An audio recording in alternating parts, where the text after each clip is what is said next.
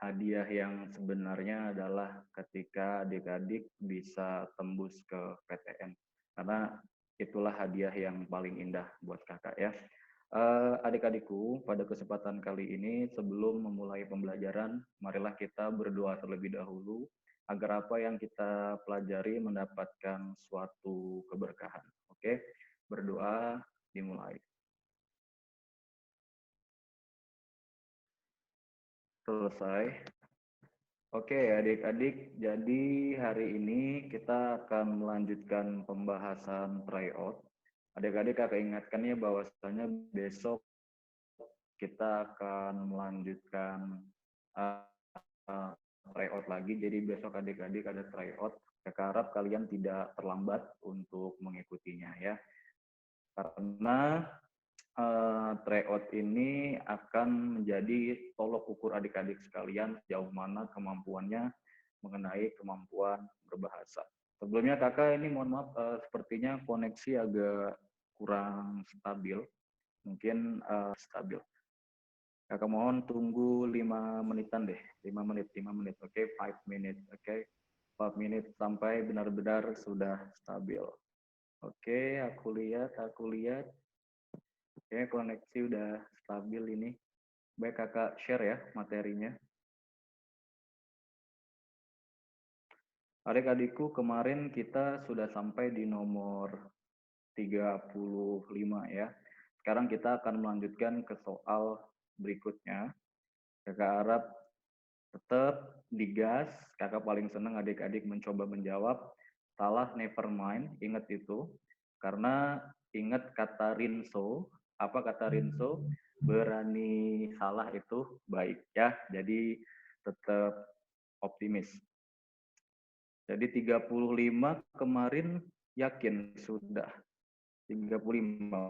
Berarti kita akan mulai dari soal nomor 36.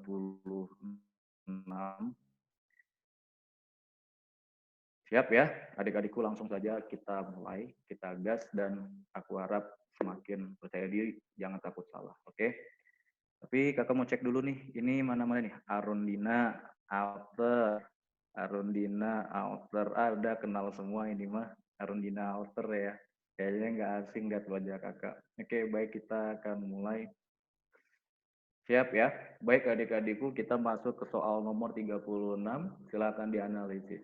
Waktunya 45 detik. Boom.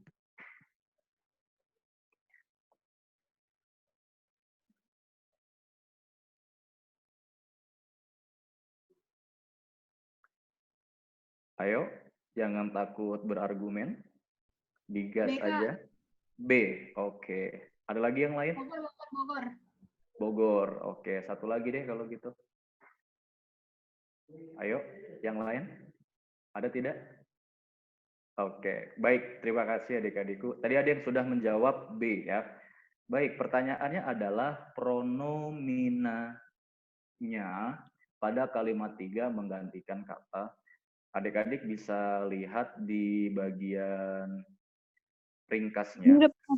Karena inilah bagian yang diminta, oke. Maka adik-adik akan melihat nyanya ini menggantikan apa, ya. Ini yang akan adik-adik lihat. Kak, ini Kemudian kemarin udah menghadapinya dibahas, Kak. adik-adik akan melihat kalimat sebelumnya, oke. Adik-adik akan lihat kalimat sebelumnya. Kalimat sebelumnya berkata, dalam kebudayaan kita, bebas kadang dikonotasikan kurang tepat, yaitu diasosiasikan dengan cara hidup yang terlalu bebas, seks bebas, dan segala hal yang buruk. Sekarang kita akan melihat kalimat sebelumnya itu berbicara mengenai masalah itu udah dibahas, Kak. seks bebas. Hah? Ini udah dibahas? Udah, Kak. Ini udah dibahas? Sampai nomor berapa ini dibahas? TO udah semua, Kak. Udah selesai. Astagfirullahaladzim. TO udah semua? Ya. Udah, Kak. Oke, kalau gitu, aduh capek deh. Katanya yang diprediksi 1 sudah habis belum? Kemarin sampai nomor 30, Kak. Oke, di buku prediksi 1 terakhir nomor 30. Ya, Kak. Oke, maaf ya, guys. Ada miskomunikasi. I'm sorry for this. Really sorry for this. Oke. Terima kasih atas masukannya adik-adik. Kalau begitu, kakak akan share materi yang lain. Maaf banget ya. Maaf banget ya. Bentar. Terakhir 30 ya. Oke, baik. Kalau begitu kita salah PPT, gengs. Bukan salah PPT sih, salah miskom.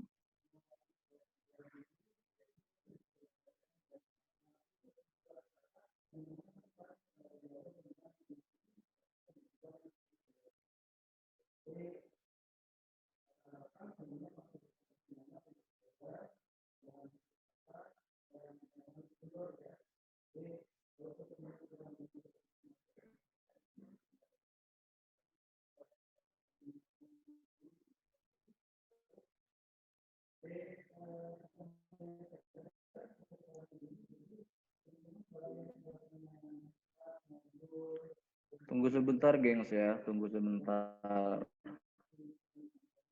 Aduh, udah capek-capek, keleru.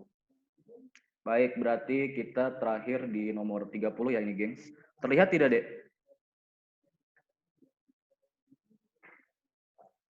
Ini yang kakak share terlihat? Kakak mau tanya dulu? Terlihat, Kak. Kelihatan, Kak. Kelihatan, Kak. Terima kasih. Baik, berarti kita masuk ke sini saja. 30 ya, terakhir. Berarti sebelum kakak lanjutkan, kakak mohon kepada adik-adik untuk menyiapkan buku ini. Karena kita akan melanjutkan materi ini sampai selesai. Siapkan bukunya ya. Kita terakhir di nomor 30, berarti sekarang kita akan masuk nomor 31 dan seterusnya. Mohon maaf ya, tadi salah dikit. Oke. Kita lanjutkan. Boom. 30 ini sudah dijawab. Sekarang kita akan lanjutkan. Cek dulu, benar-benar belum dijawab ya, ini ya. Oke, pertanyaannya sambil dilihat di bukunya. Paragraf pertama pada teks tersebut sebenarnya terdiri atas 2 paragraf. Kalimat yang mengawali paragraf kedua adalah, silakan dianalisis. Waktunya sekitar 1 menit. Yuk, silakan.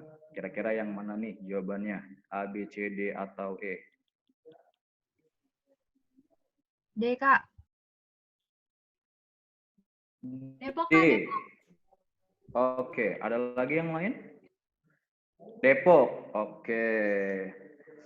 Baik, adik-adikku, di sini semua sudah menjawab D, Depok. Kakak akan menganalisisnya, adik-adik bisa sambil mengoreksi paragraf yang ada di dalam teks ya. Kalimat 1, 2, 3, 4, 5. Kita lihat kalimat yang pertama. Kalimat pertama ini menyampaikan zat-zat buangan industri sebagai penyebab pencemaran. Sehingga adik-adik jadi mengetahui bahwa topik ini sedang membahas apa sih zat-zat yang dapat mencemari lingkungan. Maka di sini A adalah pembuka sebuah paragraf. Berikutnya kita lanjutkan yang B. B berbicara tentang kalimat yang merinci kalimat pertama dengan memperjelas sumber pencemaran limbah. Di kalimat kedua ini berkata, bahan pencemar keluar bersama atau bahan buangan dalam kurung limbah melalui media udara, air, dan tanah yang merupakan komponen ekosistem alam. Berarti fungsi kalimat kedua ini merinci kalimat pertama. Maka kalimat kedua ini juga sudah benar. Lalu kita lanjutkan di kalimat C, kalimat 3. Kalimat 3 berkata tentang masuknya zat-zat pencemar ini mengakibatkan hilangnya keseimbangan alam dan kualitas lingkungan semakin menurun. Maka adik-adik, kalimat ketiga juga memperjelas kalimat kedua. Maka keberadaan kalimat ketiga ini dinyatakan benar. Lalu kita lihat perbandingan antara E dan juga yang D. Kalimat E ini berkata apa kalimat E? Kalimat E berkata, Limbah industri yang berbentuk cair berasal dari pabrik yang biasanya menggunakan banyak air pada proses produksinya. Jadi di sini keberadaannya memperjelas salah satu jenis limbah, yaitu limbahnya limbah cair. Oleh karena itu kalimat kelima di sini mendukung juga kalimat keempat dan boom, pintar sekali. Yang tidak mendukung adalah kalimat keempat. Mengapa demikian? Karena kalimat keempat ini mulai membuka ide baru dengan memberikan karakteristik limbah. Sehingga adik-adik tadi lihat kalimat 5 itu memperjelas kalimat 4 sebagai pembuka paragraf yang baru. Yap, benar sekali. 31 jawabannya adalah yang D. Kita lanjutkan ke soal 32. Siap? Silakan dianalisis, waktunya 1 menit. Boom. Kak. Kak. A, oke. Ada lagi yang lain?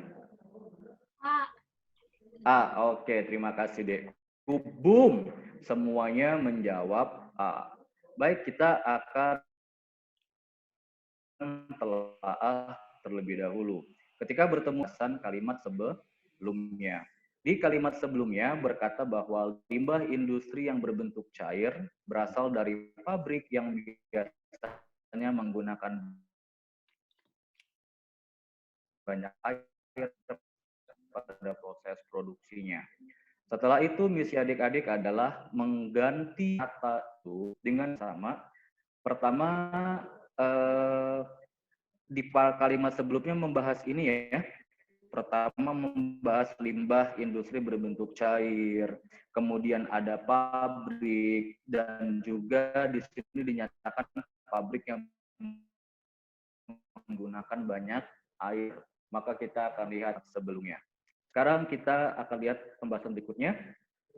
Nah, di sini kita akan lihat antara A, B, C, D atau E, manakah yang paling tepat menggantikan kata itu. Pertama, kita menduga ya, karena ini semuanya berbicara mengenai limbah, mungkin kita akan duga jawabannya untuk 32 adalah yang B.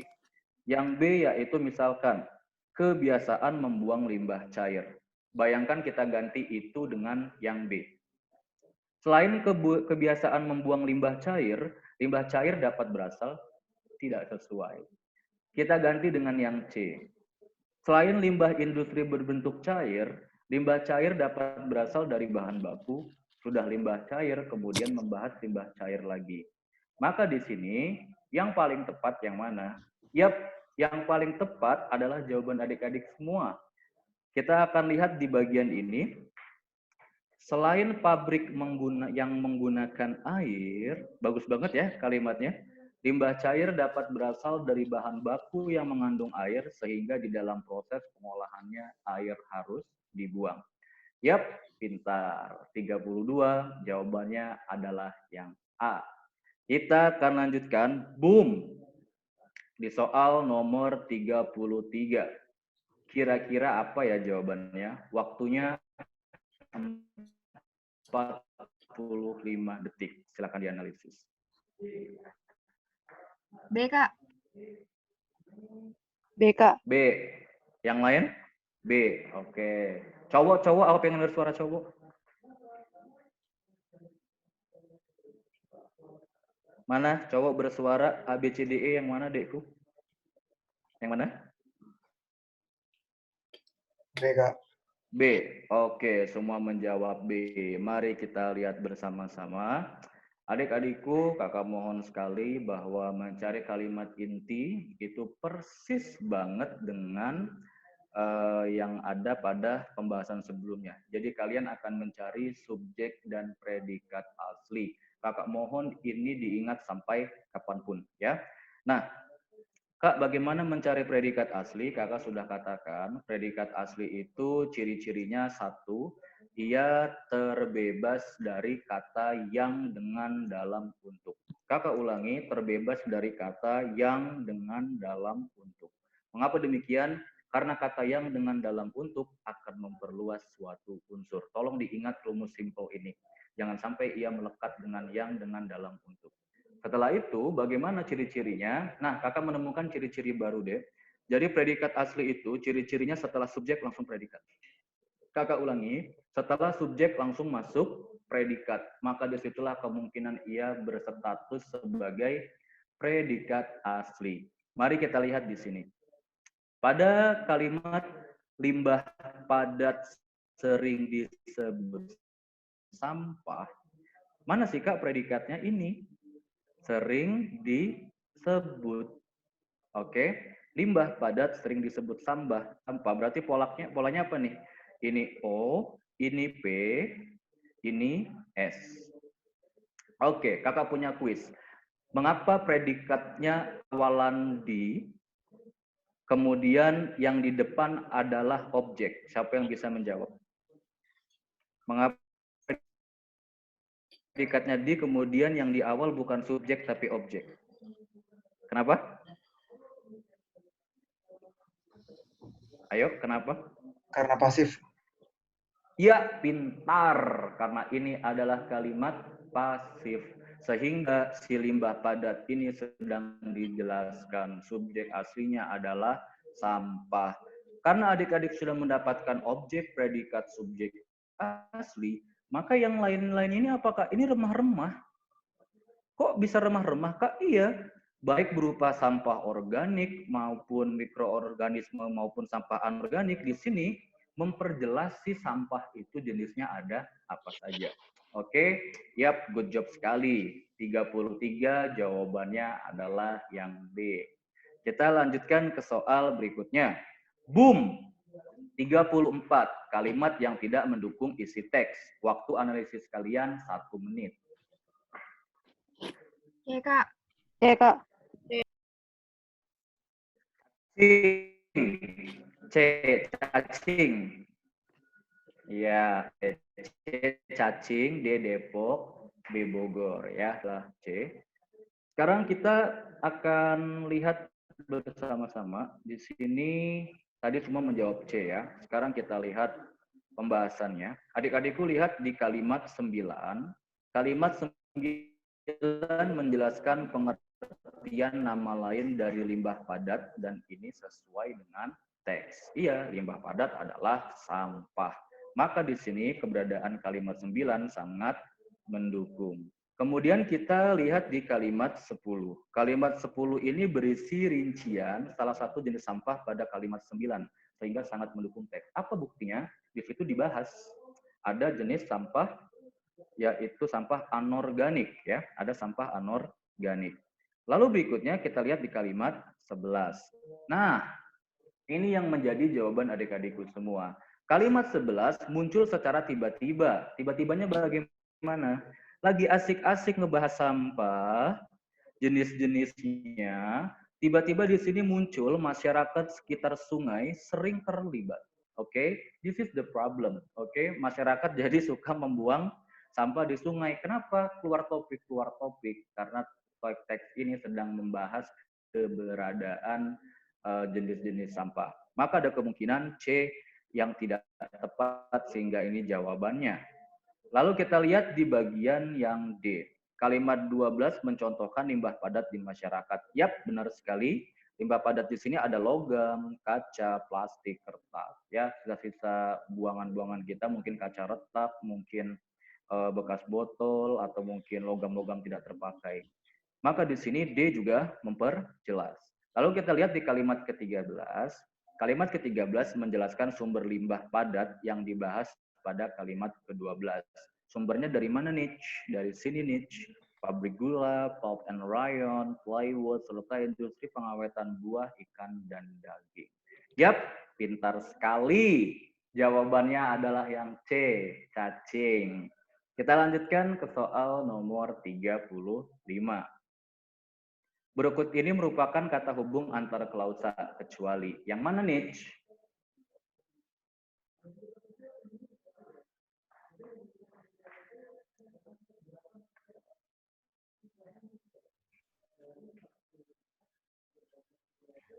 A, B, C, D, atau E? Antar kaus. E, Kak. E, Kak. Apa? E? Kayaknya E. E, elegan. Oke. Ada lagi yang lain?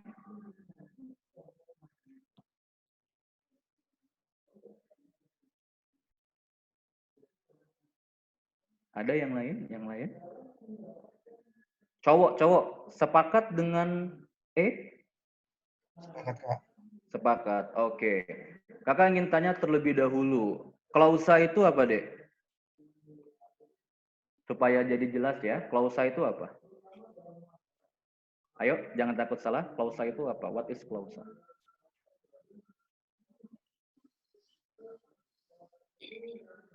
Klausa itu apa? Gabungan antar kalimat, Kak. Gabungan antar kalimat. Oke, jawaban yang cukup bagus. Baik, adik-adikku, kakak akan bahas step by step supaya adik-adik paham betul apa itu klausa, ya. Pertama, klausa adalah kalimat yang belum diberi tanda baca. Sampai sini bisa dipahami?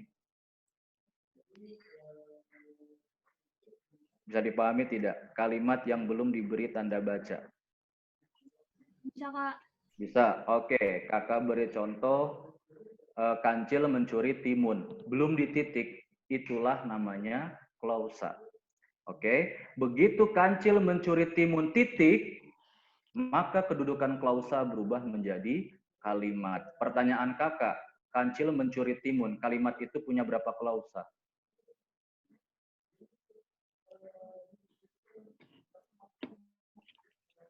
Ayo, kancil mencuri timun. Ya, benar. Ia memiliki satu klausa. Nah, sekarang kakak akan ubah kalimatnya menjadi begini. Kancil mencuri timun ketika Pak Tani mencangkul di sawah. Ada berapa klausa itu? 3 bukan, Kak?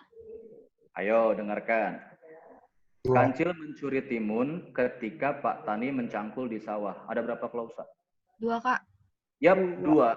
Klausa yang pertama adalah kancil mencuri timun. Kemudian ada ketika, ini adalah sebagai konjungsinya. Pak Tani mencangkul di sawah, ini adalah klausa yang kedua.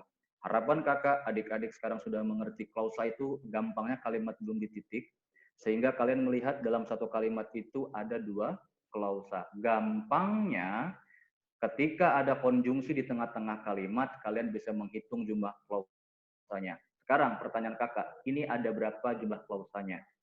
Kak Satria menanam, merawat, dan memanen padi. Titik. Ada berapa klausanya?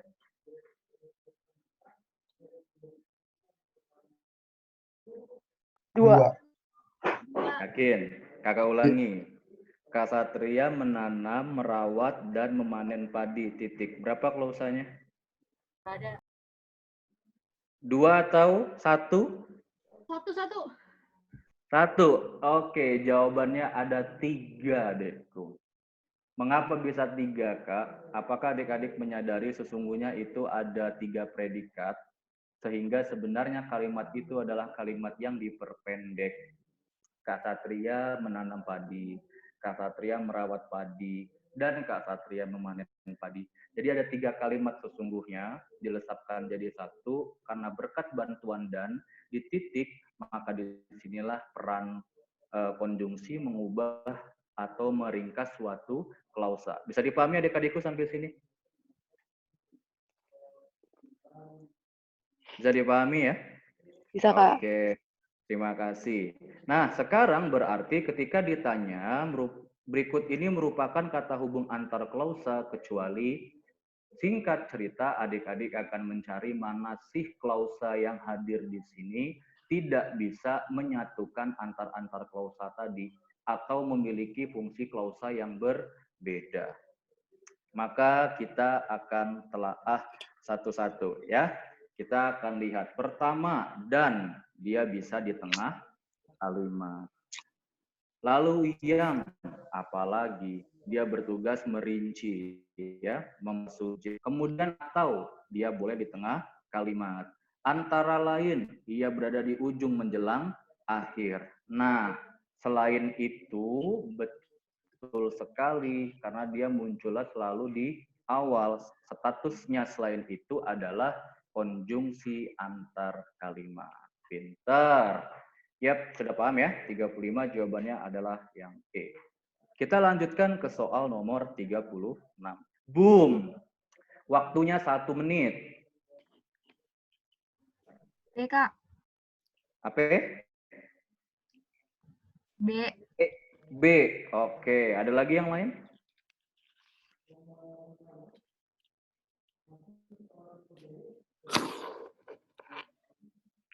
Sepakat menjawab B? Yang lain bagaimana? Ayo, sepakat tidak?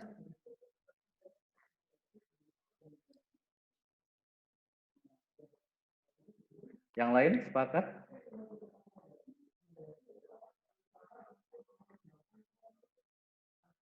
Ayo, satu lagi. Ada yang sudah menjawab B. Aku mau dengar satu lagi pendapatnya yang mana? Cowok. Panggilin aja lah. Mana ya? Wahyu. Yang mana Yu? Wahyu SG Alter. Yang mana Yu? A, B, C, D atau E? Oke, tepat sekali. Baik, terima kasih atas jawabannya adik-adik. Kalian sudah menjawabnya yang B ya. Mari kita telaah bersama-sama. Adik-adikku, kalimat ketiga di sini kalian akan melihat kata zat-zat. Oke, kata ulang ya, zat-zat berarti kata dasar. Kita sudah pernah membahas sebelumnya bahwa ketika kata dasar diulang kata dasar, ada kecenderungan maknanya menunjukkan banyak zat lebih dari satu. Sekarang mari kita analisis bersama-sama. Kita lihat nih, berbeza-beza. Nah, kita lihat di sini masuknya yang mana ya? Ternyata masuknya bentuk berbeda yang unik. Jadi di sini berbeda-bedanya lebih kepada variasi pada akhirnya. Sebagai contoh adalah warna-warni. Oke. Lalu berikutnya kita lihat yang B, korban-korban di sini. Kita lihat polanya. Ini korban-korban, ini zat-zat, kata dasar. Kemungkinan ini jawabannya. Maka B di sini bermakna jamak lebih dari satu. Ada kemungkinan benar. Kita lihat sekarang sayur mayur. Sayur mayur menunjukkan kelompok tertentu. Sayur mayur, kacang-kacangan, ya, cabai-cabayan, seperti itu. Lalu kita lihat di sini di bagian kupu-kupu. Nah, kupu-kupu ini malah belum pernah kakak bahas. Kupu-kupu ini menunjukkan nama diri. Jadi tidak menunjukkan jamak, tidak menunjukkan saling, tetapi memang nama diri. Kak, kenapa nama diri? Karena kalau cuma kupu saja, jadi kurang cocok ya. Maksud kupu, aku melihat kupu agak kurang cocok ya. Maka yang bagus adalah melihat kupu-kupu. Lalu berikutnya kita lihat di sini pada E, yaitu bersalam-salaman. Aku sudah katakan awalan berakhiran an ini bisa bermakna saling ya, bersalam-salaman, berucap-ucapan dan seterusnya. Maka di sini kita lihat E bermakna saling.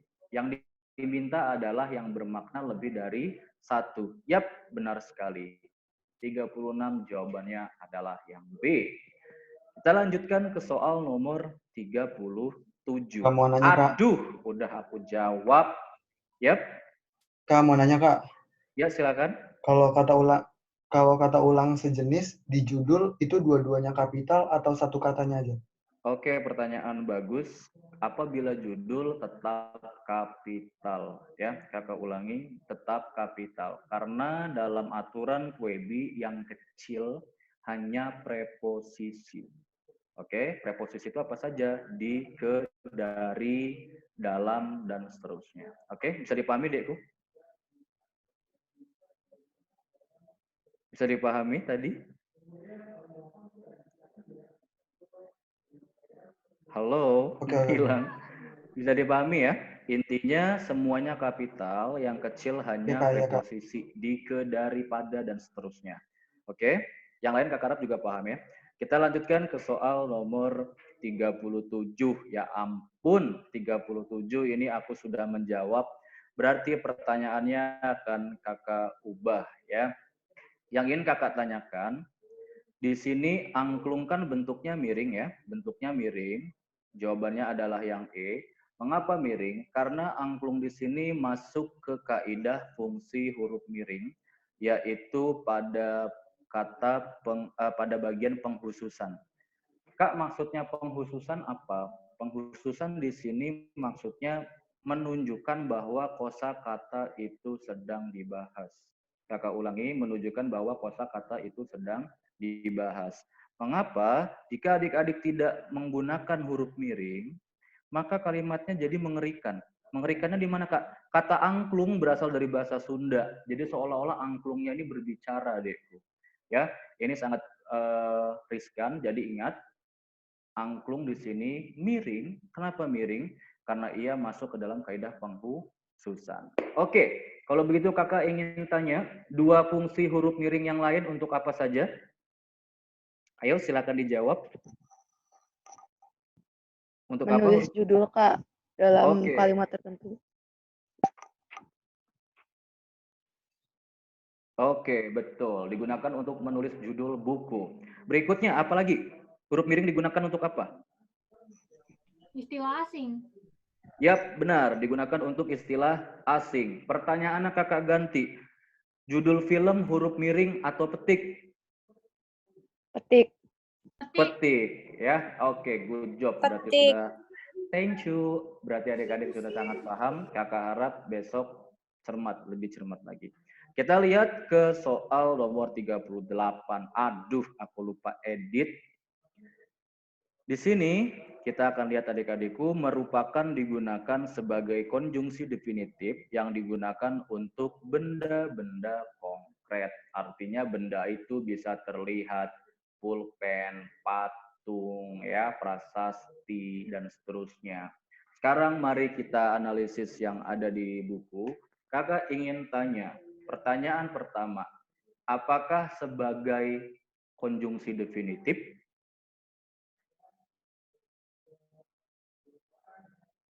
Ayo, apakah sebagai adalah konjungsi definitif? Benar apa tidak benar? Enggak, Kak. Iya, konjungsi. Sebagai adalah konjungsi definitif. Oke. Sebagai itu kalau diinggriskan adalah as, ya, as. Maka di sini sebagai bukanlah konjungsi definitif, tetapi merupakan preposisi kesertaan, ya. Dia bertugas sebagai, dia berperan sebagai. Sekarang berikutnya, ialah digunakan untuk mendefinisikan apa, ya? Ialah. Untuk mendefinisikan apa, Dek? Ayo, jangan ragu untuk menjawab, gas aja. Ialah untuk mendefinisikan apa?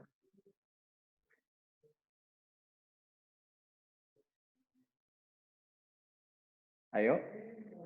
Ragu? Oke, ialah digunakan untuk mendefinisikan tokoh atau juga orang, ya. Misalkan begini, proklamator Republik Indonesia ialah Bung Karno. Sekarang berikutnya, yaitu digunakan untuk apa? Ayo, konjungsi yaitu digunakan untuk apa?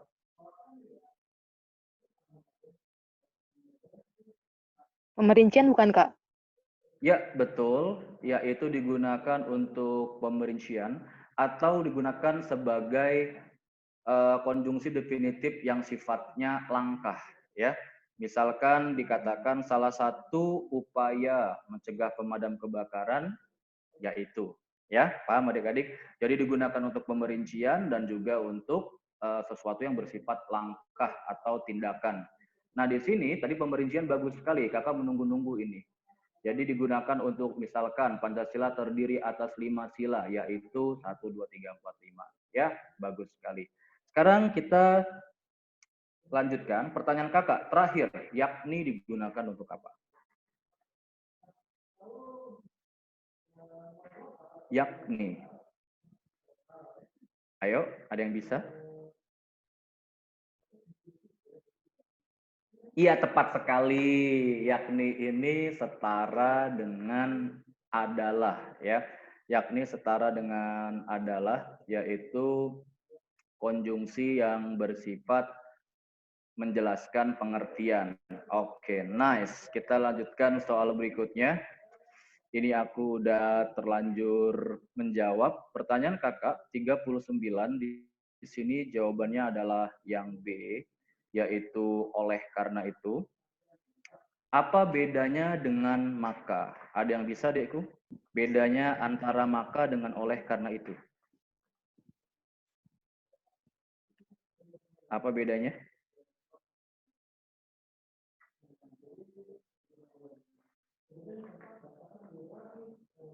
Ayo, jangan takut menjawab.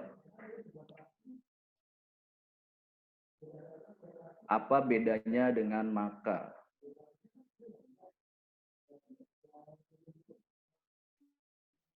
Oke, baik. Kakak jelaskan di sini. Adik-adikku, ketika kalian menggunakan maka, berarti pola uraian itu dikumpulkan di akhir teks. Kakak ulangi, polanya itu lalu dibahas di akhir teks. Oke. Nah, kalau oleh karena itu, biasanya kalimatnya akan dipusatkan di kalimat sebelum terakhir, maka oleh karena itu akan merujuk kalimat sebelumnya untuk mengakhiri sebuah paragraf. Adik-adik bisa lihat di sini. Di sini dikatakan, maka cara menggoyang angklung, ya, cara menggoyang angklung, berarti kan di sini ada nih, dimainkan dengan cara digoyang. Sebelumnya bahas goyang, lalu bahas goyang lagi. Digoyang, digoyang. Oke, nah, oleh karena itu jawaban yang benar adalah oleh karena itu, karena merujuk pada peristiwa sebelumnya, yaitu menggoyangkan angklung. Kita lanjutkan ke soal nomor 40. Aduh, kakak juga sudah menjawabnya. Adik-adikku, kalian bisa lihat di sini, mengapa jawabannya adalah yang B? Karena kalian bisa melihat di sini ada sebuah predikat aktif, ya. Predikat aktif ini diawali dengan awalan me. Nah, karena predikatnya ini diawali dengan awalan me, kalimat aktif ini harus konsekuen. Apa konsekuensinya? Harus memiliki subjek. Nah, di sini subjeknya adalah pengunjung. Kita bisa melihat di sini. Nah, berarti kita akan mencari pilihan ganda yang pengunjungnya ada di situ. Kita bisa lihat dari semua ini ya. Pertama ada A di sini dinyatakan tidak perlu diperbaiki. Salah tentu saja karena kalimat ini membutuhkan subjek. Kalau kita lihat antara B dan C, kedua-duanya ini yang ada subjek, tetapi bedanya dengan C adalah setelah kata tetapi, ada pengunjung lagi untuk bagian yang C. Di sini tergolong pemborosan. Mengapa pemborosan? Karena sesungguhnya yang mengerjakan masih sama subjek. Kakak ulangi, yang mengerjakan masih sama subjek. Kasusnya sama dengan yang kakak contohkan tadi. Kak Satria merawat, menanam, dan memanen padi. Sehingga kalimatnya jauh lebih efektif. Oke. Baik adik-adikku, inilah dia sesi pertama membahas PBM. Sekarang kita akan lanjutkan ke sesi yang ketiga, yaitu PPU. Oke, digas, disiapkan bukunya. Kita akan membahas pengetahuan dan pemahaman umum. Give me 5 minutes.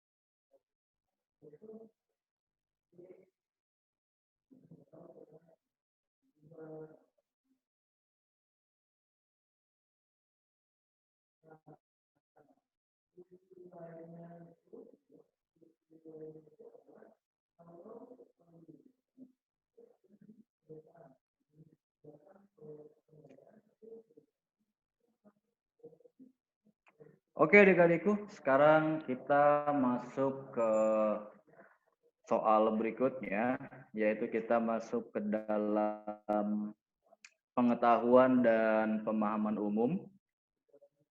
Sebentar, koneksi sedang tidak stabil, kita tunggu ya. Kita tunggu sebentar, koneksi sedang tidak stabil.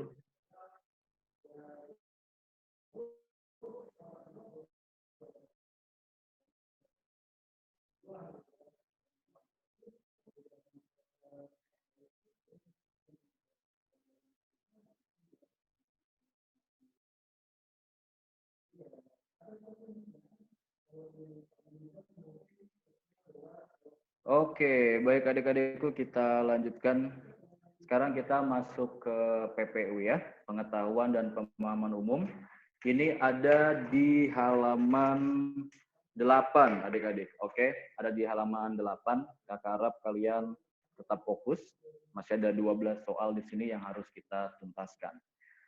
Baik, sebelum kalian menuju ke sana, ada introduction dari kakak untuk menghadapi soal PPU. Ketika kalian bertemu soal ini, pastikan kalian sudah rajin membaca. Ini sangat penting. Kemudian juga adik-adik menguasai ilmu kalimat dalam bahasa Indonesia. Dalam hari ini adalah sintaksis. Karena adik-adik mungkin belum belajar sintaksis, bisa tanya ke kakak-kakaknya, gimana sih Kak ilmu kalimat itu sebetulnya. Lalu berikutnya menengok KBBI. Nah, di menengok KBBI ini adik-adik sebetulnya tidak banyak soal yang membutuhkan KBBI. Paling maksimal 2 soal, tetapi kadang-kadang bikin kita gemas ya. Gara-gara 2 soal ini poin kita jadi berkurang. Baik adik-adikku, semangat, kita pemanasan terlebih dahulu. Siap? Ini berurusan dengan KBBI. Yuk, mana jawabannya? Waktumu 30 detik. Kata inovator tidak memiliki sifat sama dengan B. B. Ada lagi yang lain? Ayo, cowok, apakah sepakat?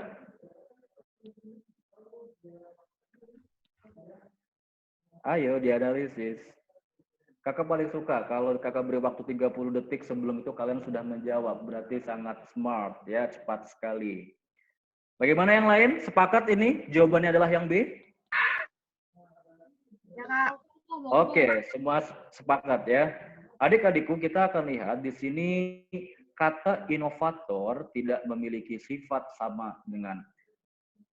Adik-adikku, soal ini terasa mudah jika kalian tahu. Jika tidak, ini yang akan jadi masalah ya. Adik-adik bisa lihat inovator ini sifatnya adalah mencipta. Kita akan lihat di sini, kreator, kreasi, mencipta. Kemudian desainer di sini mendesain, ada yang diciptakan. Inventor di sini adalah sang penemu, maka ia juga mencipta. Lalu kita lihat di sini perintis, maka dia juga sebagai penemu. Yang berbeda di sini adalah destroyer. Mengapa berbeda? Karena destroyer artinya penghancur. Dan sekedar pemberitahuan bahwasanya destroyer ini telah masuk ke dalam KBBI, jadi tidak perlu dicetak miring. Kita akan lanjutkan soal pemanasan berikutnya. Siap? Boom! Yang mana nih? A, B, C, D, atau E?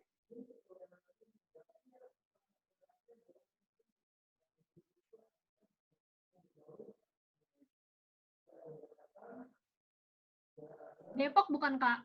D, oke. Ada lagi yang lain? Satu lagi? Untuk perbandingan, satu lagi. Ayo. A, B, C, D, atau E? A bukan, Kak. A, oke. Oke. Terima kasih, Deku. Kalian sudah menjawab. Adik-adik, soal seperti ini, kakak ingatkan, ini persis dengan pembahasan ketika kalian ditanya paragraf berikutnya akan bahas apa ya. Itu sangat penting. Oke. Nah, di bagian ini kita akan melihat dengan baik mana sebetulnya sesuatu yang diperlukan oleh teks dan sesuatu yang sudah dibahas di dalam teks. Adik-adik harus cermat. Mengapa harus cermat? Karena jangan-jangan pilihan-pilihan ganda yang indah itu sesungguhnya sudah dibahas di dalam teks. Sekarang kita akan lihat. Pertama, ada yang menjawab A ya. Terima kasih untuk jawabannya, jangan takut salah, itu yang kakak suka. Kita akan mulai pertama, dampak dari sebuah inovasi. Bagus sudah menjawab. Pertanyaan kakak, ini sudah dibahas belum? Sudah. Apa sih dampak dari sebuah inovasi? Dampak dari sebuah inovasi itu adalah hal-hal baru akan tercipta. Iya kan? Hal-hal tercipta yang sudah ada kemudian akan terlahir pola-pola yang baru. Maka di sini dampak inovasi sudah ada. Lalu berikutnya kita lihat manfaat inovasi. Apakah sudah ada, Kak? Sudah. Dampaknya adalah apa? Dari tindakan ini terlahir suatu ciptaan yang memudahkan kehidupan manusia. Berarti ini juga sudah dibahas. Berikutnya, sifat seorang inovator. Sudah dibahas dong. Kalian bisa lihat di kalimat pertama sendiri dari teks ini. Dinyatakan sifatnya adalah akan menghasilkan hal yang baru. Maka di sini sudah ada touch. Tuh, ya kan? Sudah ada kan? Sekarang kita akan lihat D. Contoh nyata sebuah inovasi. Pertanyaan kakak, apakah bagian ini diperlukan? Kemudian, apakah belum dibahas? Jawabannya bagian ini diperlukan, kemudian juga ia memang belum dibahas. Oleh karena itu, Dekku, bagian inilah yang sesungguhnya akan melengkapi kesempurnaan dari teks ini. Lalu kita lihat yang E, sejarah dalam kehidupan manusia, ini memang belum dibahas. Tetapi sejarah inovasi seharusnya tidak menjadi kelanjutan atau menutup paragraf, tetapi justru harusnya ada sebelum teks ini dibahas. Oleh karena itu, E di sini jadi kurang tepat.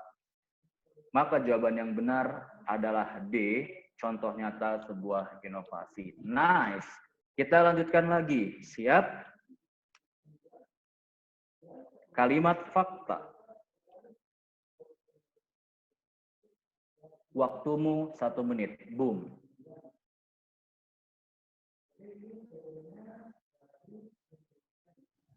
A, Kak.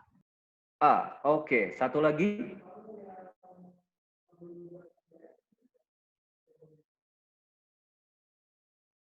Ayo. Alter mana suaranya? Arun mana suaranya? Depok. Oke. Baik adik-adikku, kita bandingkan. D. D. Oke, thank you. Baik, kita akan bandingkan mana yang lebih benar antara A dan juga yang D ya. Kita akan lihat di sini, Dekku. Pertama kita lihat yang B dulu deh, karena A dan D udah dijawabkan. Kita lihat yang B. Sebuah telepon, ya. Telepon apa telepon? Telepon ya, telepon ya, kesukaan aku. Sebuah telepon dapat didesain menjadi smartphone. Oke, kita akan lihat di sini ada kata dapat didesain. Oke, kita mencurigai kalimat ini adalah opini. Oke, maka B menjadi kurang tepat. Kita lihat di bagian yang C. Sepeda yang menggunakan rantai ternyata lebih efisien dengan menggunakan mesin. Ngaco. Ini adalah kalimat opini. Maka C kurang tepat. Lalu kita lihat bagian yang E. Thailand mengembangkan durian menjadi besar dan lebih manis rasanya. Lebih manis rasanya. Ya, argumen ya. Meskipun aku suka durian Bogor. Rasanya lebih bikin meremelek. Sekarang kita akan bandingkan antara A dan juga D. Secara kebetulan A dan D ini adalah kalimat fakta. Ingat kalimat fakta memiliki 3 sifat basic. Ada data, sudah terjadi, dan satu lagi ini yang penting, tidak ada kosakata yang bersifat relatif. Maka di sini kita akan bandingkan penemuan mesin uap oleh James Watt sudah terjadi, sudah. Adakah sesuatu yang bersifat relatif di sini? Tidak ada. Kemudian apakah ini kalimatnya ada data? Ada data. Ingat, data tidak selalu angka. Kita bandingkan dengan yang D. Wah, ini mutlak sekali ya. Ada tahunnya, datanya, kemudian peristiwanya memang sudah terjadi, dan tidak ada kosakata yang relatif.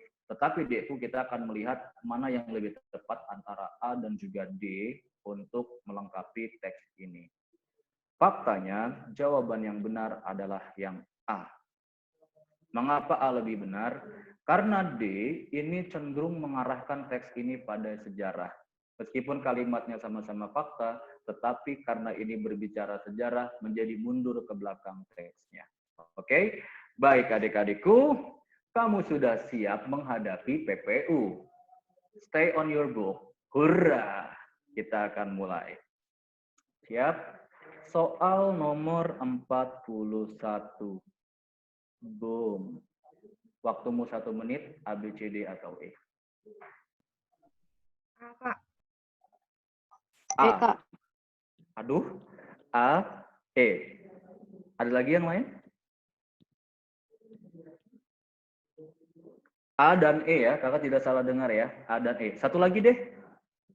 Jangan takut salah. BKB.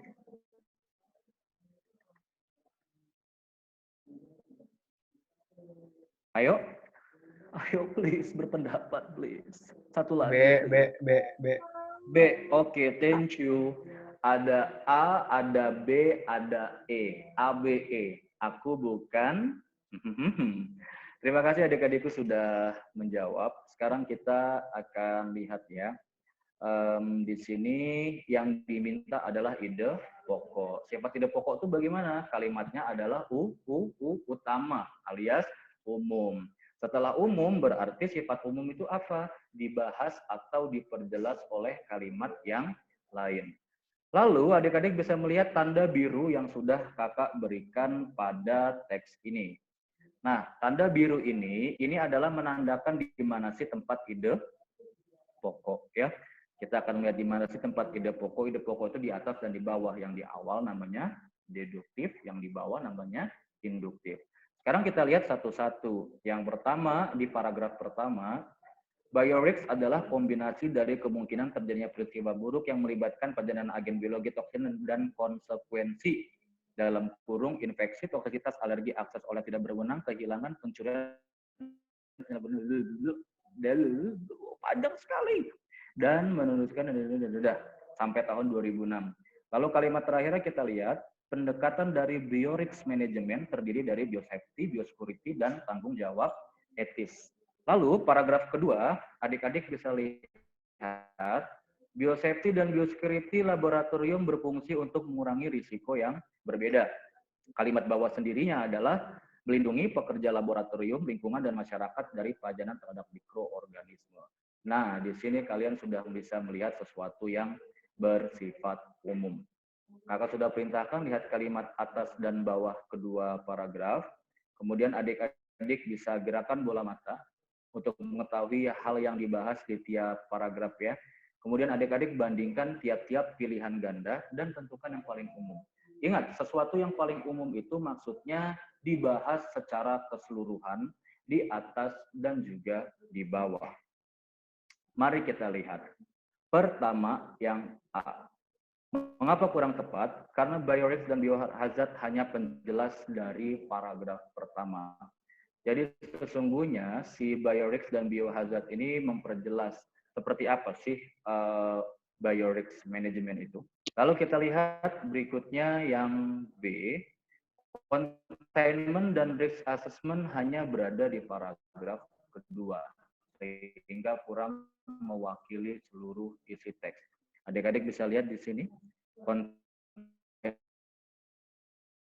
dan risk assessment ada di sini. Lalu berikutnya kita lihat yang E. Risk assessment hanya di biorix ini hanya dibahas di sini. Lalu berikutnya kita lihat yang D, biorix dan biosecurity hanya dibahas di paragraf kedua. Maka kita lihat terakhir yang E. E lebih benar karena biorix management adalah ide pokok paragraf pertama yang kemudian dirinci pada paragraf kedua. Buktinya mana? Buktinya ada di sini, adik-adik bisa lihat ya. Buktinya ada di sini, kemudian kita lihat di sini ternyata memang dirinci pada paragraf kedua. Di paragraf pertama dibahas sekilas, lalu kita lihat. Yap, benar sekali. Jawabannya adalah yang E. Kita lanjutkan ke soal nomor 42 ya. Kita break sebentar, sepertinya lagi-lagi ada gangguan teknis. Aku edit dulu.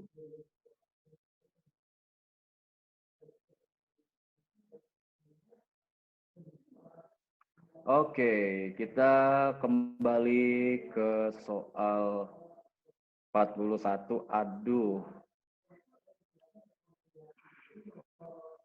Kita lanjutkan ke soal 42 ya. Kakak harap kalian nggak ngelirik tadi. Yuk, 42 jawabannya yang mana ya? A, B, C, D, atau E? Depok. D. Depok, Kak. Depok. Ada yang jawab lain? Yang lain dong, biar gokil. Apa? A. Oke, ada yang menjawab Depok tadi. Baik, kita lihat sekarang mana kira-kira yang lebih benar. Kakak sudah menandai warna biru ya. Kakak sudah memberikan tanda warna biru di bagian ini. Nih. Karena yang diminta adalah fungsi paragraf kedua, berarti adik-adik akan melihat apa yang dibahas di paragraf 1 dan paragraf kedua. Ternyata di paragraf ke-1 itu berbicara tentang, kita sepakati tadi ya, biorisk management. Terdiri dari 3 hal, biosafety, biosecurity, dan tanggung jawab etis. Maka di sini kita lihat paragraf kedua. Ternyata paragraf kedua ini berbicara biosafety dan biosecurity.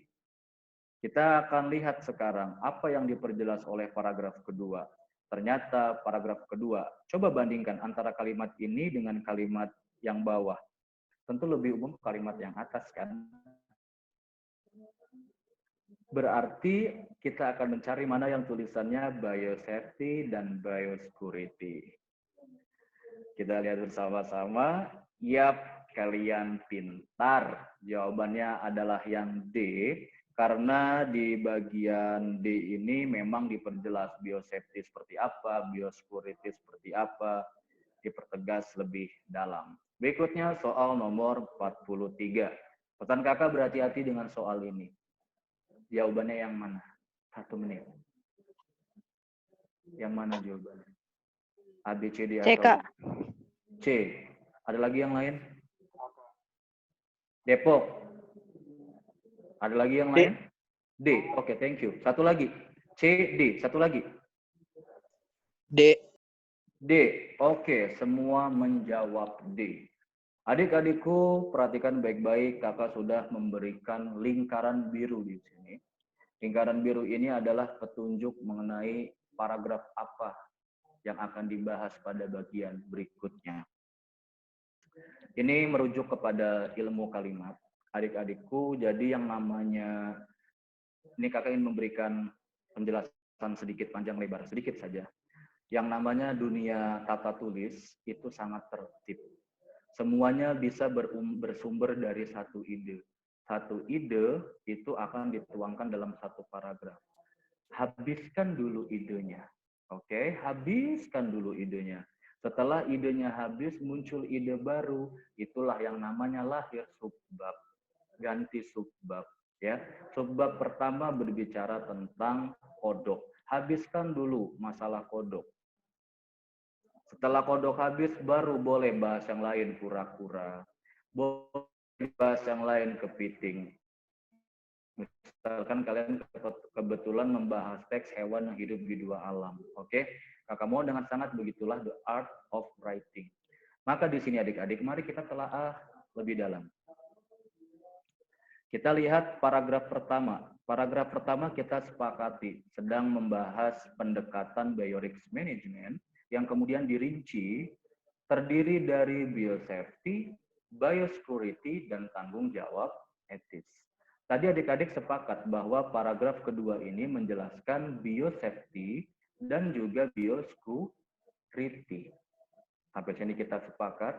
Berarti kalau ditanya apa sih fungsi paragraf kedua terhadap paragraf ke-1, fungsi paragraf kedua adalah memperjelas.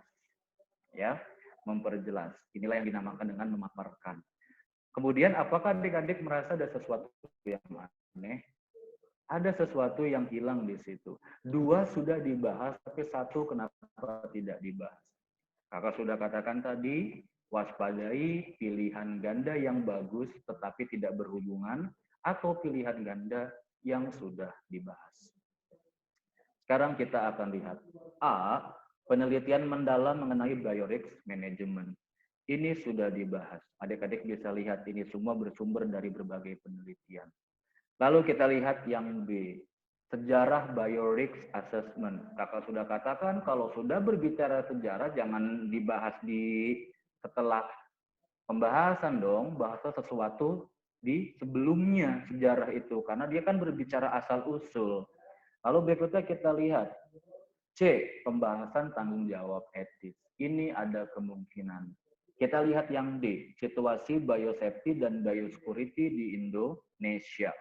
Ini perlu kita ketahui, tetapi sepertinya paragraf ini belum mengantarkan ke sana. Adik-adik itu ingat kalimat itu, aduh namanya paragraf itu saling gigit-menggigit ya.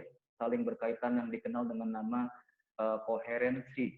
Jadi kalau dia mau bahas Indonesia, bahas dulu dong topik negara mana yang sudah terapkan ini. Ternyata kakak belum menemukan.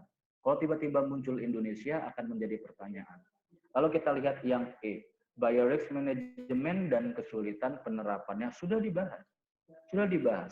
Maka di sini yang diperlukan sesuai dengan rincian paragraf pertama, yaitu tanggung jawab etis, karena keduanya sudah dibahas, tanggung jawab etisnya belum dibahas, dan ini sangat penting. Sebuah penelitian sains tidak memperhatikan ini bisa di-cancel deh. Sebagai contoh cloning, ternyata tidak cocok dengan norma-norma agama, seperti melawan kodrat Tuhan, maka ia tidak dipilih. Oleh karena itu, 43 jawaban yang benar adalah yang C. Kita lanjutkan ke soal nomor 44. Boom! Waktunya 45 detik. A, Kak. A, Kak. A. Oke, ada lagi yang lain? Semua sepakat A? Oke, baik. Adik-adikku, kita akan melihat di sini yang diminta, kakak sudah kode ya di ini pada lingkaran biru ini, dinyatakan bahwa containment terdiri dari praktik mikrobiologi, peralatan, kesehatan, dan fasilitas perlindungan. Adik-adik bisa merasakan di sini sifat kalimatnya adalah merinci, ya, merinci semakin dalam tiap-tiap uraiannya. Maka adik-adik bisa melihat di sini. Kakak sudah katakan di sini rinciannya adalah dari umum ke khusus, jadi dari containment, kemudian diurai menjadi di jenis-jenisnya, bagian-bagian dari containment itu apa saja. Yuk kita analisis kira-kira gimana nih yang merupakan sesuatu yang bersifat rincian itu. Pertimi, kita lihat yang A dan adik-adik sudah menjawab yang A. Benar karena alat kantor umum dirincikan alat-alat yang lain. Di kalimat ini dinyatakan alat-alat kantor terdiri dari apa? Pulpen, pensil, tip E. Maka A ada kemungkinan benar. Lalu kita lihat di bagian yang B, berkata rasa marah dapat diartikan sebagai, ini adalah kalimat yang bersifat menyatakan definisi. Jadi definisi rasa marah dapat disebabkan oleh. Lalu berikutnya yang C, hal yang paling dikerjakan saat ini adalah mencari solusi, bukan mencari-cari siapa yang salah. Inilah sifat pola kalimat, solusi, lalu permasalahannya apa. Lalu kita lihat di bagian yang D. Mengetahui apa yang dilakukan memang menyakitkan, tetapi lebih baik tahu sekarang dibanding nanti. Mengerikan ya pernyataan ini ya, lebih baik tahu sekarang daripada nanti. Nah, berarti di sini polanya adalah solusi, kemudian ada pertentangannya. Solusinya apa? Ya lebih baik tahu sekarang daripada tahu nanti malah lebih menyakitkan. Lalu yang E, kita harus berusaha menjalankan, bla bla bla, lurus sekali kalimatnya, bersifat setelah ini maka ini, setelah ini maka ini, kakak sebut pola kalimat ini berpola linear, lurus. Oleh karena itu, yang paling tepat adalah yang A, karena sifatnya adalah rincian. Nice. Baik adik-adikku, kita masuk ke teks baru. Aduh, udah aku jawab lagi. 45, kakak ganti pertanyaannya. Apakah adik-adik sepakat? Jika tidak sepakat, mohon diungkapkan.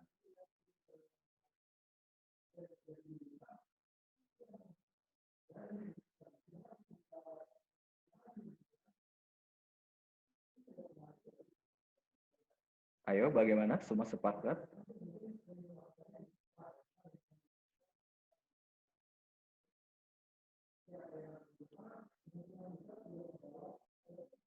Sepakat, Kak. Sepakat. Yang lain? Yakin sepakat? Yang lain?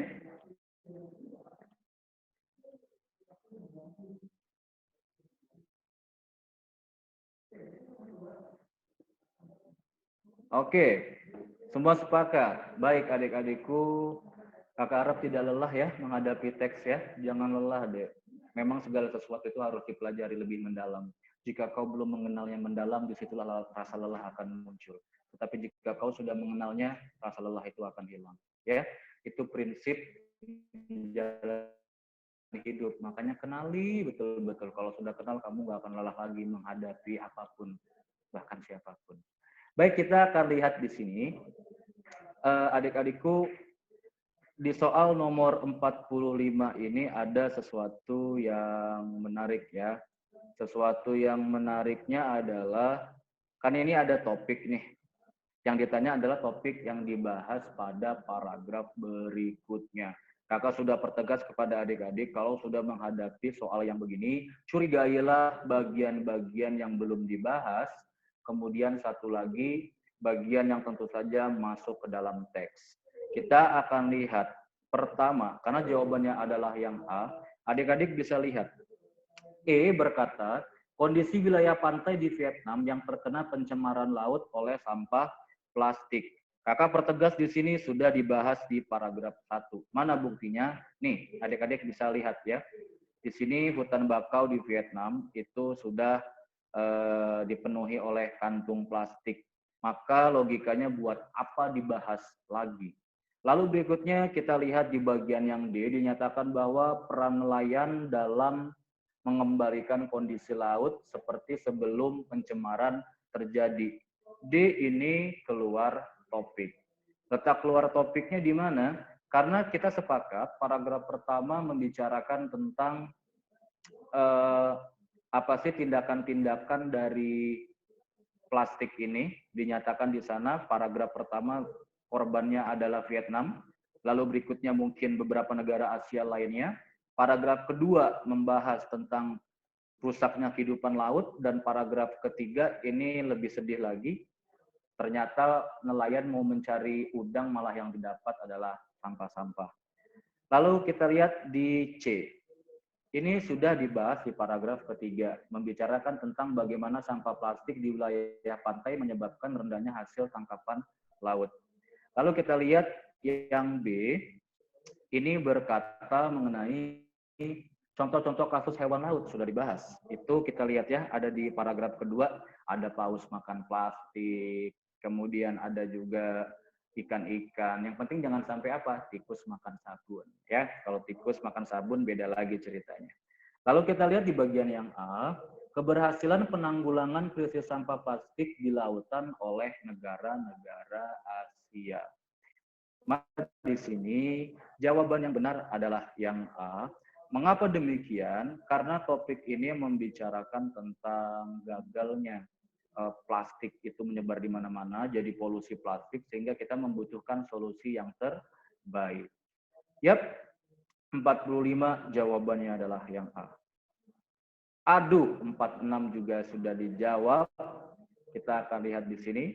Berdasarkan bacaan di atas, apa yang akan terjadi kemudian jika pembuangan plastik terus-menerus dilakukan? Kakak ganti pertanyaannya, apakah adik-adik sepakat? Jika tidak, harus tanggung jawab ya, argumennya kenapa?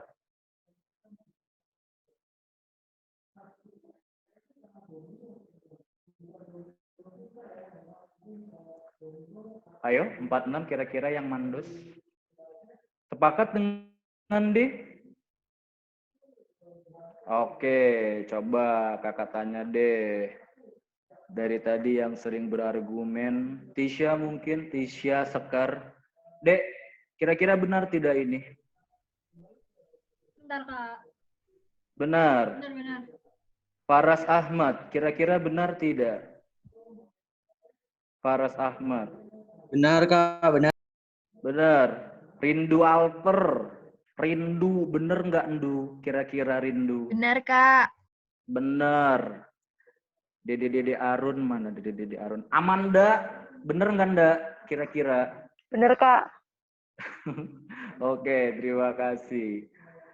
Adik-adikku, ketika kalian melihat soal ini, kakak sampai konsultasi dengan tentor matematik ya. Kalian sadar nggak A sampai E ini bisa benar semua. Kakak kasih contoh. Jika pembuangan plastik terus-menerus, oke, apa yang akan terjadi? Pertama, A, banyak negara sadar pentingnya pengelolaan sampah. Benar. Nanti lama-lama mungkin akan menghasilkan pemikiran, yuk kita olah sampah. Yang B, pantai-pantai kehilangan kunjungan wisatawan. Benar. Yang C, lalu lintas laut menjadi semakin terganggu, justru di sini yang sedikit berbeda. Lalu D, hewan-hewan laut terancam punah. Benar. Yang E, eksistensi profesi nelayan terancam. Benar, karena kalau plastiknya datang, ikannya mati. Tetapi Deku, ada butir yang harus kalian perhatikan, dan ini ada hubungannya dengan tryout kalian kemarin. Yang ingin kakak katakan adalah ketika ditanya akibat, lihatlah one strike. Lihatlah satu akibat setelahnya. Kakak ulangi, lihatlah satu akibat setelahnya. Oleh karena itu, Dekku, dari peristiwa ini, kakak menemukan formula ini. Ya, kakak menemukan formula ini.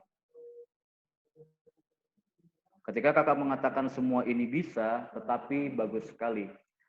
Semua tentor matematika berpendapat, Ksatria yang dicari adalah yang pertama kali terkena dampak. Maka itu yang akan adik-adik analisis. Pertama, kita akan lihat di sini.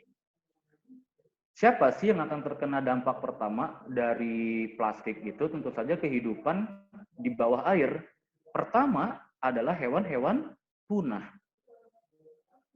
Nah, kalau hewan-hewannya sudah punah, ikannya nggak ada dong. Nelayan terancam profesinya.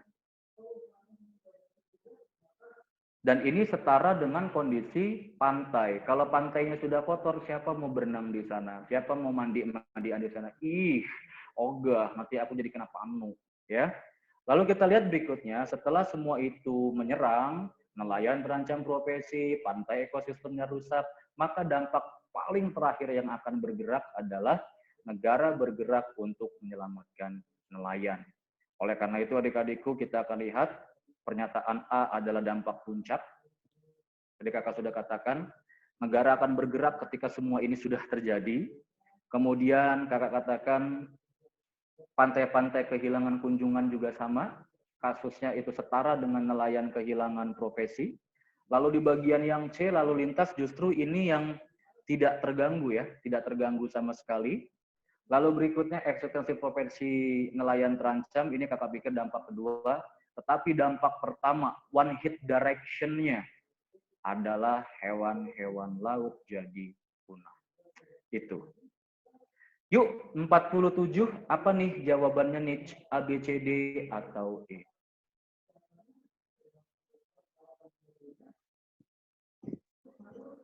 Manda, apa Manda? Jawabannya? Maaf, kurang terdengar Manda. D, Kak. D, Depok. Oke, yang lain satu lagi dong. Depok juga. Depok juga, thank you. Baik adik-adikku, kita akan lihat masalah yang dihadapi nelayan pada bacaan sama dengan kesulitan yang dialami. Adik-adik, mari kita lihat peristiwanya adalah ikannya makan plastik, ikannya mati, nelayannya tidak punya sumber untuk mencari uang. Betul tidak? Betul dong. Maka di sini kita lihat satu-satu, ya. A, dinyatakan bahwasanya peneliti ilmiah yang sedang menganalisis data. Tidak ada masalah di sini, lempeng-lempeng aja. Lalu kita lihat yang B, polisi yang sedang berusaha menangkap penjahat. Sama di sini, tidak ada masalah, polisi sedang berusaha, ya sudah. Lalu kita lihat yang C, Manajer perusahaan yang kehilangan pegawai terbaiknya. Hampir benar, hanya saja di sini yang hilang adalah rekan kerja. Ibaratnya nelayan kehilangan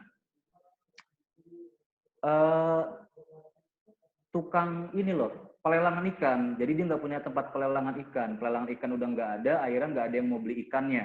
Seperti itu kasus yang C. Lalu kita lihat yang D, penjahit pakaian yang kehabisan kain dan benang. Nah, ini dia, nelayan kehabisan hewan laut sehingga tidak bisa mencari uang. Di sini kejadian penjahit kehilangan kain dan juga benang. Jadi dia nggak bisa menghasilkan karya. Kasian sekali. Lalu kita lihat yang E, pedagang saat harga barang di pasar naik. Ini justru yang paling happy. Ketika harganya naik, tentu saja pembeliannya akan meningkat. Yap, pintar sekali. 47 jawabannya adalah yang D. Kita lanjutkan ke soal nomor 48. Aduh, udah aku jawab salah edit. Ganti pertanyaannya, apakah kalian setuju?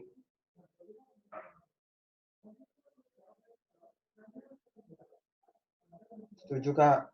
Setuju. Yang lain? Setuju, Kak. Thank you. Setuju, Baik, Kak. adik. Oke, terima kasih, Deku. Jadi kita lihat ya, di kalimat 48 ini, di hutan bakau terdekat. Keterangan ya. Nelayan sering menggali lumpur hangat, subjek, predikat, objek untuk mencari seafood atau seafood atau udang. Perluasan dari objek. Tetapi malah sampah plastik yang ia temukan. Nah, tetapinya adalah pertentangan, disinilah klausa barunya. Malah sampah plastik yang ia temukan. Berarti yang mana, Kak, yang maknanya sama? Adik-adik kita lihat. A, bukannya menemukan seafood atau udang di lumpur yang terdapat di hutan bakau di dekat tempat tinggal mereka, petani malah hanya mendapatkan sampah plastik. Terjadi banyak perubahan pada unsur kalimat. Maka di sini jawaban yang benar adalah yang B. Mengapa demikian? Karena yang B ini hanya mengubah anak kalimatnya ditaruh di depan, Deku. Maka kita lihat di situ anak kalimatnya berkata, saat menggali lumpur hangat di sekitar hutan bakau tempat tinggal mereka untuk mencari seafood atau udang, nelayan malah menemukan sampah plastik. Tidak ada perubahan yang signifikan. Kalau yang C ada berubah makna pada posisi lumpurnya. Yang D juga banyak berubah, kakak sudah telaah ya. Malah menemukan sampah plastik. Kalau yang E ini juga paling fatal. Tiba-tiba di situ tumpukan sampah plastik di tengah-tengah lumpur. Hah? Mainan sampah, jijik. Maka di sini jawaban yang benar adalah yang B. Yuk kita lanjutkan ke soal 49. Apa C, A, B, C, D, atau E? D, Kak. Apaan? Depok. Depok. Yang lain dong?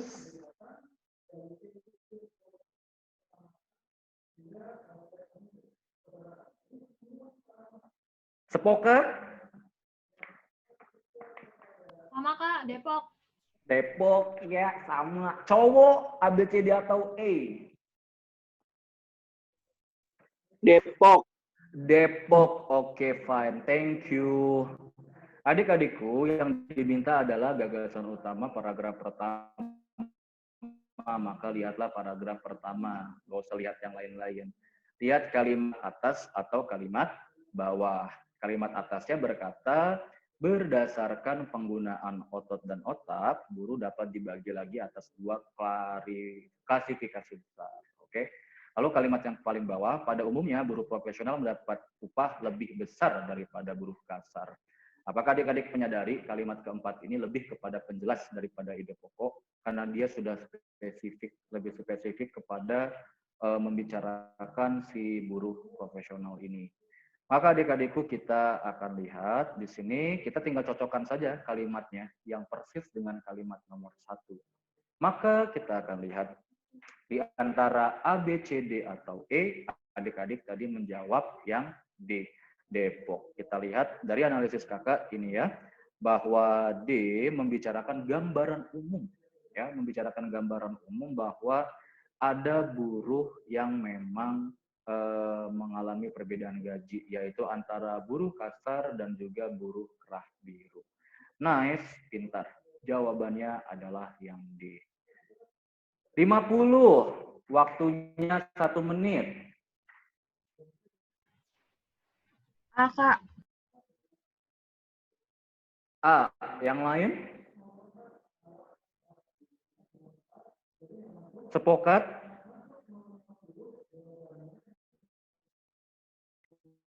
A, Kak.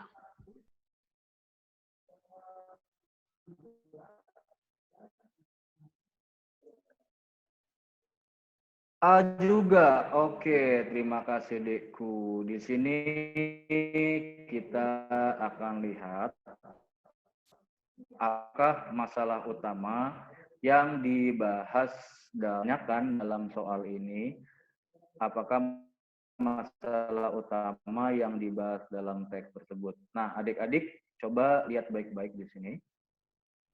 Nah, di sini ada kakak sudah tahu.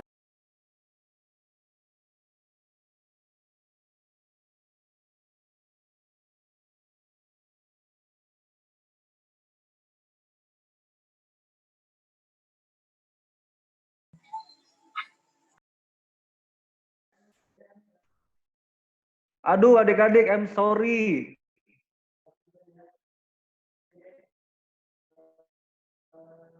Aduh. Ya ampun. Sorry deh ya, ada lost connection. Capek deh. Aduh.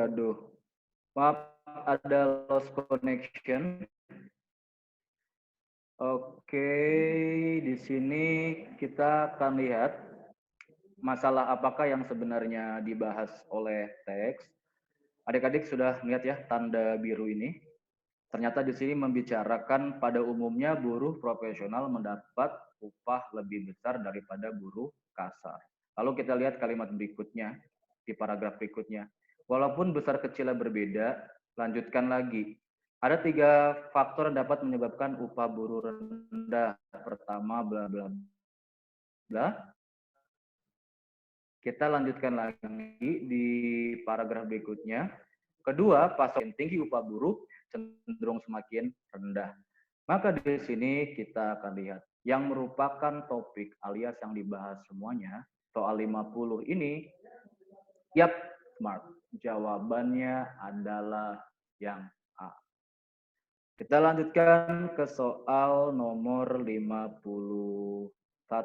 Boom! A, B, C, D atau E? Yang mana nih? E, Kak. E. Satu lagi? Yang mandus?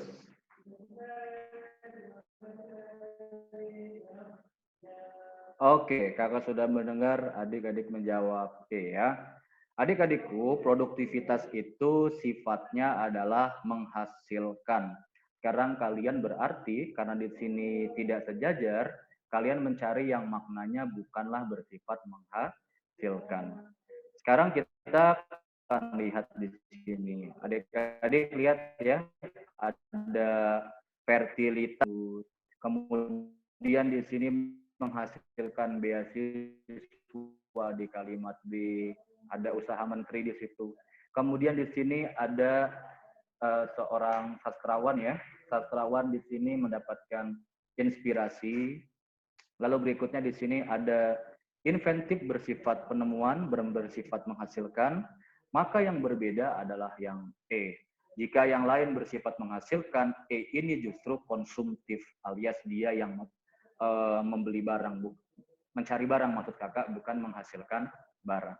Yap, nice. 51 jawabannya adalah yang E. Terakhir, 52. Yang mandos? B, Kak. B. Ada lagi yang lain? B, Kak. B, oke.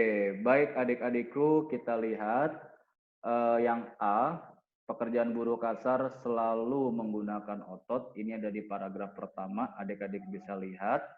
C ada di paragraf ketiga, ya. Jadi kakak sudah menandainya. Lalu yang D juga sama, perlu adanya balai latihan kerja. Adik-adik bisa ditunjuknya ada di paragraf 3, lengkap sekali di situ. Lalu terakhir, salah satu penyebab upah buruh semakin rendah dikarenakan tingkat TPT, ya. Itu juga ada di paragraf, mohon maaf, ini ada di paragraf keempat. Adik-adik bisa lihat itu semua. Nah, di sini yang berbeda adalah yang B. Dinyatakan bahwa gaji buruh kasar lebih besar daripada gaji buruh profesional. Secara logika pun ini tidak akan mungkin, karena faktanya gaji buruh profesional lebih besar dan juga di teks dinyatakan demikian. Maka jawabannya yang B. Nice. Baik adik-adikku, kakak pikir cukup. Pesan kakak, sukses selalu, rajin belajar, sayangi kedua orang tua, dan juga rajin ibadah ya. Besok kalian try out lagi, berdoa, anggap itu UTBK beneran, pastikan skornya 700-an semua. Amin, Allahumma amin. Kakak Airi, selamat sore. Wassalamualaikum warahmatullahi wabarakatuh. Bye. Terima kasih, Kak. Kasih Kak. Bye. Banyak. Terima kasih, Kak. Thank you. Baik, terima kasih kepada Kak Satria. Mudah-mudahan materinya dapat bermanfaat bagi kita semua. Dan terima kasih juga pada teman-teman semua yang sudah hadir dengan kelas Zoom kali ini. Nantikan kelas Zoom sesi 2 pukul 17.00 bersama Kak. Sekian untuk pembelajaran kelas Zoom kali ini. Assalamualaikum warahmatullahi wabarakatuh.